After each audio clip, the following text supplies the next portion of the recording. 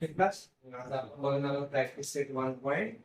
Okay, त्याच्याबद्दल first question आहे तुम्हाला आज प्रॅक्टिस तयारी करणार ग्रामर टू डिटर्मिनंट. काय म्हणणार आपण डिटर्मिनंट. ओके, काय म्हणायचं आहे डिटर्मिनंट.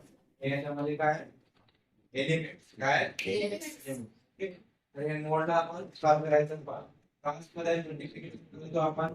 ओके, 3 इंटू बॉक्स मध्ये काय आहे तुमच्या 5. 3 इंटू बॉक्स मध्ये 5 मायनस. ठीक आहे, मग इथं 4 इंटू 4 इंटू 4 इंटू 2. ओके, मग या दोघांचं मल्टिप्लिकेशन 3 5 चा 15. ओके, आणि 2 4 चा 8. 15 मधून 8 घेतलं तुमचं आन्सर काय आहे 7. अशा पद्धतीने हे फर्स्ट क्वेश्चन म्हटलं सॉल्व. ठीक आहे, नेक्स्ट क्वेश्चन आहे तसंच आहे. तुम्हाला या डिटर्मिनंटची काय करायची व्हॅल्यू फाइंड आउट करायची आहे. सेम करायचं. मल्टिप्लाय केला तुम्ही -1 into 4 minus 7 into 7 into is equal to 1. -1 into 4 किती होते -4. किती होते -4 मायनस 7 टू चा 14. आता इथं पहा दोन्हीकडे काय आलं तुमचं मायनस मायनस आलं. ते मायनस मायनस काय होते प्लस होते. प्लस झालं 14 आणि 4 किती 80. पण साइन काय लागते तुमच्या दोन्हीकडे मायनस असल्यामुळे काय लागणार आहे साइन. समजलं त्यानंतर एक क्वेश्चन आहे याच्यामध्ये. फर्स्ट होतं त्यानंतर सेकंड पहा. सेकंड होतं एक सेकंड तुम्ही होमवर्क करा. ठीक आहे पहा 7/3 3/2 5/3 1/2 ओके. पहा हे क्वेश्चन आपल्याला मोठ आहे अधिक ऍडिशन फाइंड आउट करायचे. सेम प्रोसेस फक्त तुम्हाला दिलं काय याच्यामध्ये फ्रॅक्शन मध्ये देऊ पूर्णांकामध्ये देऊ. दोघांचं मल्टिप्लिकेशन पहा 7/3 into 1/3 minus 5/3 into 3/3 झालं. पुन्हा पहा आता मल्टिप्लिकेशन करायची वेळ आहे. मल्टिप्लिकेशन पहा फ्रॅक्शनची मल्टिप्लिकेशन करताना लक्षात ठेवायचं डायरेक्ट होतो. ठीक आहे, तर सेम असू द्या नसू द्या काय होते डायरेक्ट मल्टिप्लिकेशन होते. सरळ सरळ मल्टिप्लिकेशन 7 1 चा 7 3 2 चा 6 मायनस 5 3 चा 15 3 2 चा 6. ओके, पुन्हा आन्सर पाहायचं. दोन्हीचं डिनॉमिनेटर काय सेम आहे. डिनॉमिनेटर सेम असेल तर काय होते ऍडिशन होते सबट्रॅक्शन होतं. काय होते ऍडिशन होते सबट्रॅक्शन होते. पण पहा दोघांचं डिनॉमिनेटर सेम आहे मायनस होते. ओके, 15 मधून 7 गेले किती होता 8/6. पण इथं साइन कोणाची मोठी आहे मायनस. -8/6 समजलं. ओके, डिवाइड होते डिवाइड होते म्हणजे 2 3 चा 6 2 4 चा 8 म्हणजे -4/8. Okay, this is your answer. आपल्याला गॅस प्रॅक्टिस करताना असं इक्वेशन ठेवून त्यापूर्वी आपण एक क्वेश्चन बघितलं. ठीक आहे, पहा मग कशा पद्धतीने करायचं. दोन इक्वेशन देऊन आहे. ओके, त्या इक्वेशन वरून आपल्याला a1 a2 b1 b2 c1 c2 या पद्धतीने आपल्याला आधी यावर पहा सोल्युशन करत असताना काय होते पहा a1 a2 मला इक्वेशन लक्षात आहे का. पहा equation a1x plus b1y is equal to c1. Okay, आणि तसंच a2x plus b2y is equal to c2. या पद्धतीने कोऑर्डिनेट्स लिहायचे आणि याचे कोऑर्डिनेट्स. ठीक आहे, लक्ष द्या. मग a चा कोऑर्डिनेट काय आहे ते a1. a चा कोऑर्डिनेट इथं बघायचं a1 चं काय 3. ओके, तसं b1 चं काय 4 आहे. साइन सोबत उचलायचं 4 नाही घ्यायचं. काय साइन सोबत उचलायचं लक्षात ठेवायचं. ठीक आहे, आता याच्यापुढे प्लस होता म्हणून प्लस लिहिलं, याच्यापुढे काय मायनस +4 4. सर C1 काय होतं तुमचं C1 काय 10. ओके मग पुन्हा इकडं A2 4 B2 +3 +3 आणि C +5 +5. ओके या पद्धतीत असेल. आता हे झालं पुन्हा पहा हे लिहिले तुम्ही. आता आपल्याला ग्रॅमर्स पूर्ण लिहायचं पण त्याच्या अगोदर आपल्याला डिटर्मिनंट सॉल्व्ह करावं लागेल. डिटर्मिनंट मध्ये डी त्याच्यानंतर डीएक्स नंतर डी. ओके मग डी पहा डी काय त्याचा रिमेनिंग करा A1 A2 B1 B2 A1 A2 B1 B2 okay A1 A2 B1 B2. A1 काय आहे पहा A1 काय 3 A1 पहा 3 A2 4 A2 काय 4 4. ओके तसं B1 काय -4 आणि B2 काय तुमचं तिकडं 3. ओके मग आपण सॉल्व करूया ह्याला 3 into 3 3 into 3 मायनस ब्रॅकेट मध्ये minus 4 into -4 into 4. Okay solve करा मग 3 3 चा 9 मायनस 4 4 चा -16. ओके पुन्हा 9 minus minus minus minus plus 16. Okay 9 plus 16 किती पटकन 20 हे झालं 25. तर हे कसं झालं डी. ओके याच्यानंतर आपल्याला काय फाइंड आउट करायचं डी. डी आला आता काय काढायचं आपल्याला dx. dx चे कोऑर्डिनेट लक्षात येईल आपल्याला काय C1 C2 B1 B1 B2 okay पाठ झाले आपल्याला हे सगळं हो. पुन्हा C1 काय पहा C1 इथं आहे तुमचं 10 10. C1 काय 10. ओके C2 काय 5. B1 काय आहे तुमचं -4 आणि B2 काय 3. ओके सॉल्व करा मग याला पहा 10 into 3 किती 10 into 3 minus 4 into 5. ओके पुढे ब्रॅकेट केले 10 into 3 30 मायनस मायनस ओके आणि 4 5 चा 20. मग dx काय आलं तुमचं किती आला 50. dx 50 आला. आता dy फाइंड आउट करूया dy dy चे कोऑर्डिनेट्स काय एलिमेंट्स काय का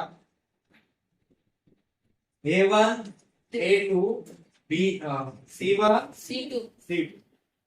ओके मग पहा A1 काय पहा 3 आणि 4 आणि C1 C2 काय ऑलरेडी लिहिली आपण 10 5.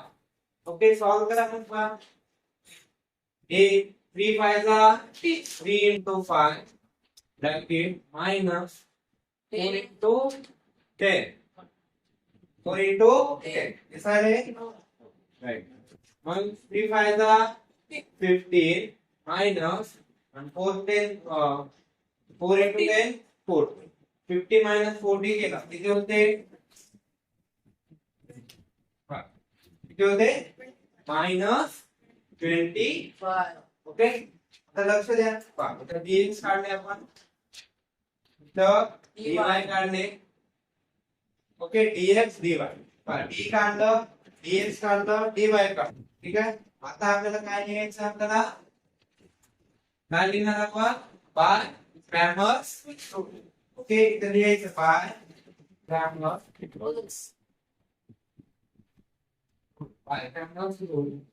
काय होते पहा x ची व्हॅल्यू फाइंड आउट करायची आहे. x इज इक्वल टू काय dx upon d is equal dx किती आहे तुमचा 50 अपॉन 25 डिवाइड केलं किती होते मग 2. किती होते 2. तसंच y ची व्हॅल्यू काढा. y ची व्हॅल्यू काढा काय होते y is equal to dy upon d. dy किती आहे 25 -25 अपॉन 25 तर व्हॅल्यू काय येते -1. ओके मग इथं शेवटचा लिहून टाकायचं. शेवटचा काय लिहिणार solution of x comma y is equal to काय 2 कॉमा मायनस वन. ओके हे झाला तुमचा आन्सर. त्याला चालू केला? चालू. गेलं सर काय वेळ आलं तर क्लास नेक्स्ट क्वेश्चन मधला सेकंड क्वेश्चन आपण बघणार आहोत. ठीक आहे काय देऊन आहे पहा 4x plus 3y minus 4 is equal to 0. 6x is equal to 8 minus 5. Okay तर ह्या क्वेश्चन कडे बघितलं तर हे फॉर्मॅट काय थोडं वेगळं आहे. फॉर्मॅट काय असेल तर इक्वेशनचं फॉर्मॅट आहे का ऑलरेडी इक्वेशन आहे पण आपल्या फॉर्मॅट नुसार आहे ना आहे. मग याला काय करायचं आपल्या फॉर्मॅट नुसार ते कसं लिहिणार ना हा 4x plus 3y is equal to हा मायनस मध्ये 4 आहे इकडे जाऊन काय होतो मायनस काय होतो प्लस काय होतो प्लस म्हणजे 4 आणि ह्या इक्वेशन कडे पहा 6x आता 6x नंतर y ची टर्म पाहिजे पहा ही टर्म इकडे मायनस मध्ये आहे इकडे येऊन कसं दिलंय प्लस प्लस मध्ये plus 5y is equal to 8. झालं. मग आता आपण a b c d हे लिहून घेऊया. जर आपल्या लक्षात आलं असेल तर लिहायची गरज नाही. ओके मग आपण पहिलं डी फाइंड आउट करूया पहा D is equal to D काय आपल्याला a1 a2 b1 B2 b a1 a1 काय आहे तुमचं 4 a1 काय आहे 4 आणि a2 काय आहे तुमचं 6 6 ओके b1 किती आहे 3 आणि b2 किती आहे 5 1 ओके पुढे सॉल्व करूया 4 5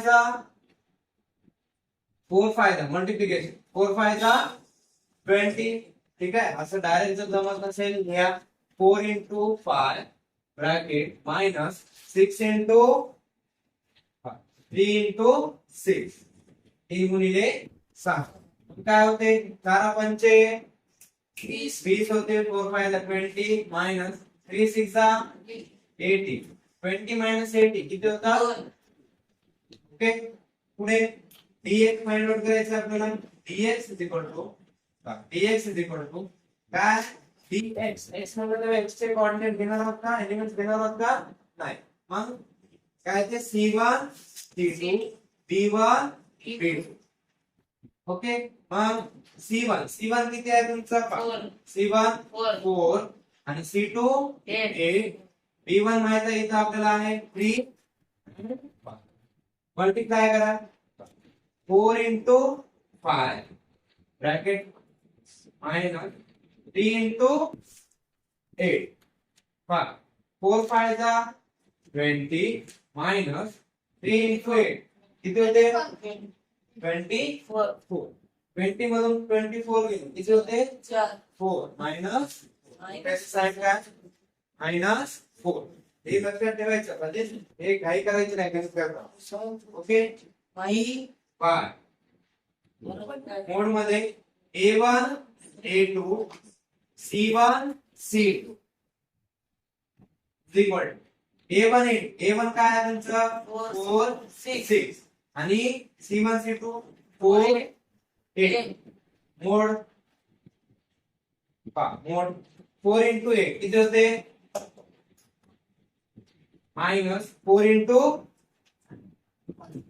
6 4 8 जा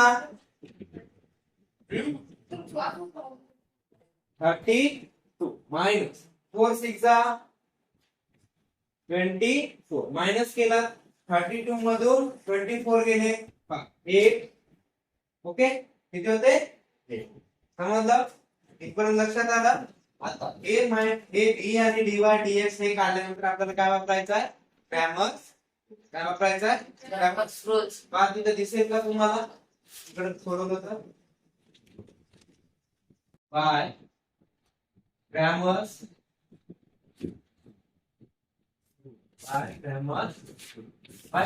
रूल काय होते पहा बाय ग्रामर्स रूल काय x ची व्हॅल्यू पहा dy dx upon d dx upon D. dx किती फाइंड आउट केलं आपण पहा. dx किती आहे -4 अपॉन किती आहे 2 टू द 4 म्हणजे मायनस आणि y ची value dy upon d. dy काय आहे तुमचं पहा 8. dy किती आहे 8 2y 2 4 चा 8. मग झालं हे तुमचं सोल्युशन पहा. काय आलं x चं किती आलं -2 आणि y चं किती आलं 4. मग therefore the solution of x comma y is काय -2 and 4. okay this is your answer. समजलं.